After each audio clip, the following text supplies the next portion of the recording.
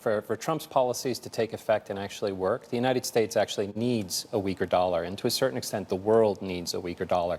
So what Navarro is doing right now is starting to slowly talk that down, and as we move forward, I think it'll be a function of how consistent can the administration be in that policy. It's interesting to hear that currency talk, because we did also hear from President Trump meeting with the pharmaceutical companies, talking about this push to manufacture in the U.S., but also saying that part of the reason that these companies have gone abroad is because of currency manipulation from those countries. Again, I think from a political rhetoric standpoint, how much of that manipulation was deliberate or an unintended consequence is debatable. We have to keep in mind some of these decisions in terms of outsourcing human capital or outsourcing manufacturing have purely been a cost decision for folks to do.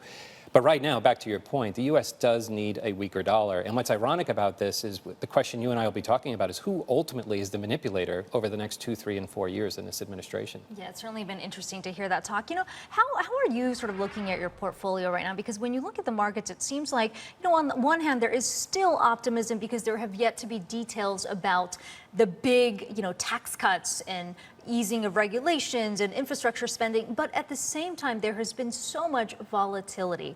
The political headline of the day, seeing these protests over the weekend. How do you think investors should be looking at this and trying to balance the two? I'm going to say 2 words today for your viewers that I think are going to be important, and from an American perspective, I think it's very relevant. What I'm hearing now from the hedge fund community and from large institutional investors is 2 words: President Bannon.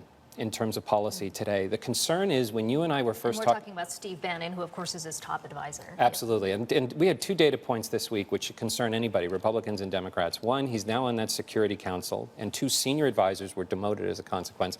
The second thing is, you remember when he made those quotes in the Washington Post about immigration policy and too many immigrants being in Silicon Valley? Then it was just rhetoric.